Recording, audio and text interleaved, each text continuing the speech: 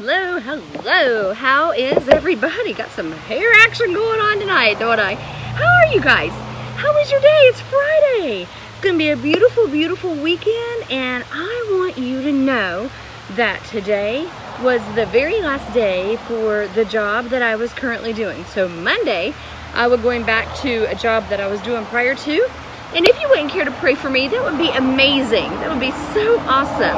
I want to thank you for getting on board with me with the prayers and the stories and being able to just kind of maybe talk it out with your parents or your grandparents or your aunt or uncle or whoever you're watching this with.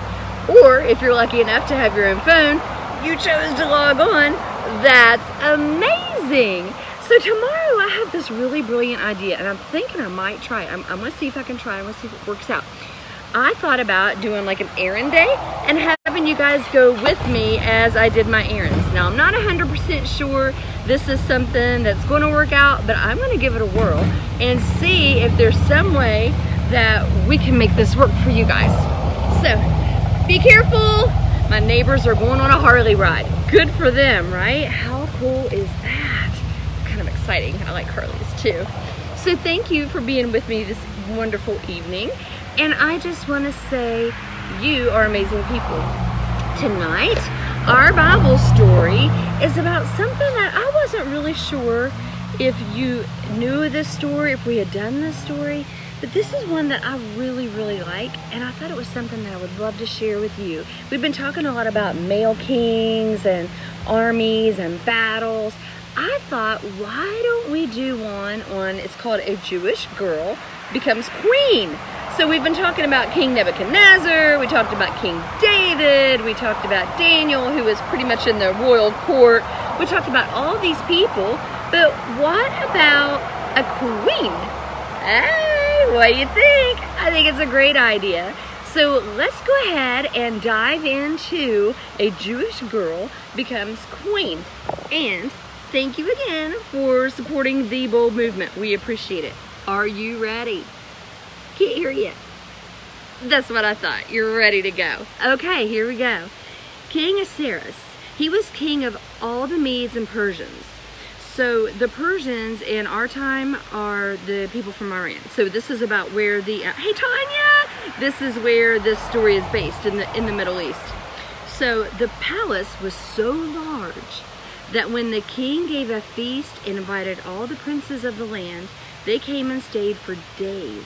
While the princes feasted in the king's palace, a special feast was held for the women in the palace of the Queen Vashti. So what I want to do really quick is ask you if you have your cell phones. I've got another one out here. Let's just go ahead and Google Persian people Old Testament and see what we get.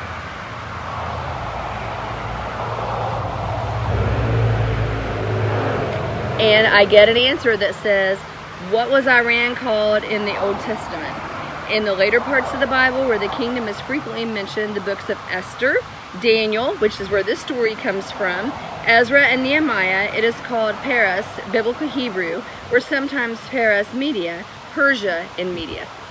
So, just so you know, when you think about all these stories that happened in the Bible and you're thinking, well, that was in the Old Testament, that was a long time ago. We're talking about territories that people live in now. How cool is that in those countries? And I just wanted to share with you that just because you may not know something, there's nothing wrong with, oh, the whole family's on, hi. There is nothing wrong with Googling that. Go to Bible.com or go to BibleHub.com. Or maybe if you have a Bible app that you've downloaded on your phone, you could search Persia and it might give you some information. I wasn't sure you knew that, so I wanted to be sure and share that with you. So here we go. We're back to the feast, which I'm hungry, so this is a great time to be talking about a feast. It says on the 7th day of the feast, when the king and his guests had been celebrating in the king's palace, Ahasuerus sent for Vashti. Why do you think he sent for this person? Guess what? The queen said no. Uh-oh. The queen said no. She stayed with the women in her own rooms in the palace. So they're having a slumber party. That's what girls call it. Guys call it hanging out, and girls are like, hey, we're having a slumber party. So King Ahasuerus, he didn't care about their slumber party. He was furious. And I kind of wonder if you were in a position of authority and your spouse blatantly disobeyed one of your requests in front of all your friends, you might be a little furious too. He felt he had been put to shame in front of his princes because his wife would not obey him. That's what we thought, isn't it? So he called together his wise men to tell him what to do. Back to the wise men. Remember we talked about the King Nebuchadnezzar summoning, he was like, I need my wise men to interpret this dream. Well, here we go again. We're talking about the wise men. So he's asking these wise men, what do you think I should do? My wife, and she's just, I can't believe she did that. How dare she embarrass me? Let's find out what they say. The wise men said, now how wise is this? The wise men said that if the king did not do something, the wives of all the other princes would become disobedient. What? That's what they told him. That's what they told him. That's like saying if your brother tells a lie, all the siblings are going to tell a lie. See how that works? Satan gets a thought in your head and he starts making things sound a little wacky.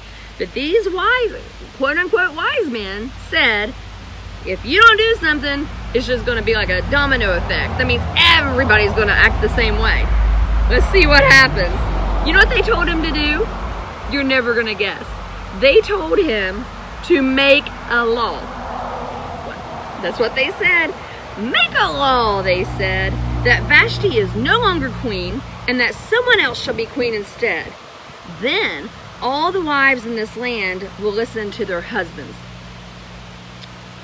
Oh, now it's making sense.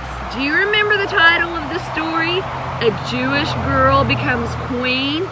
Well, this might have been God's plan. What do you think? The king sent letters to all the provinces commanding that the most beautiful girls be sent to the palace in Shushan so that he could choose his new queen. In the town of Shushan, there was a Jew named Mordecai. He brought his niece, Esther, to the palace.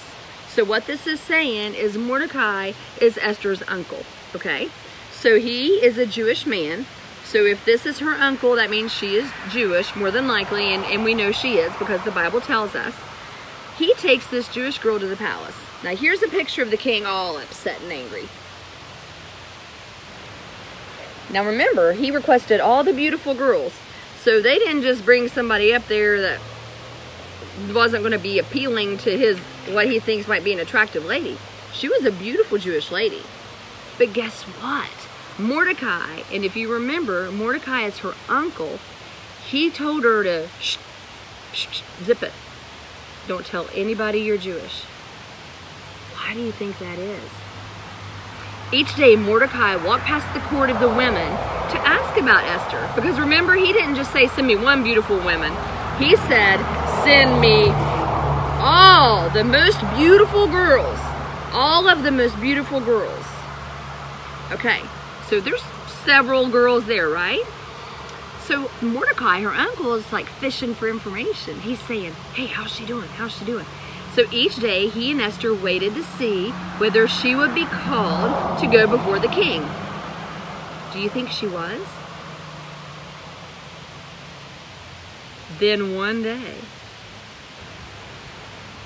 it came. She was called before the king. Esther went to stand before the king. As soon as he saw her, he loved her. He absolutely loved her. He put the crown on her head, and all the court bowed before Queen Esther. One day, Mordecai heard two men talking together. They were planning to murder the king. Mordecai sent a message to Esther to tell her what was happening, and she warned the king. So this was her husband now. Both of the men were put to death. And the whole story of how Mordecai saved the king's life was written in the book of history. I love this story. And I want to tell you that we started off thinking, how dare that king tell us to shush it and to obey what he says. But isn't it kind of ironic that things that Satan tries to cause to be bad or tumultuous or to be not a good ending, God says, hold up, Satan. What you plan for bad, I'm going to turn to good. And that's exactly what this story is. So when you have somebody that maybe is treating you bad, or maybe somebody is doing something that you know is wrong, you obey God. You obey God's rules. Obey authority, of course. But if you feel God is telling you to do something and all this other crazy stuff is going on, you listen to what God is telling you to do, because he proves over and over and over that he is the protector, that his plan is the best plan, and he never loses. He always wins. Think about that. This Jewish girl became queen out of nowhere because her uncle said, hey, here's what we're going to do. We're going to send you up there. We're not going to tell anybody you're Jewish. And she became queen. And he also saved the king's life. Now that's a good ending. Thank you for being a part of my story time tonight. I appreciate you sharing just a little bit of your evening with me. Don't forget to like us on Facebook, to make sure that if you have any questions at all, go to Facebook or info at theboldmovement.com, or follow us on Instagram, Twitter, Pinterest, and we're even available for you through the little scrolling the chats, the comments that you make here. We would love to hear from you. I want you guys to have a great evening. Have a beautiful weekend. It's going to be beautiful. Know that God loves you very much. I want you to be strong, be faithful, be confident, be listening to God's will, but most of all, share the love of God with someone you know. So go out there and be bold.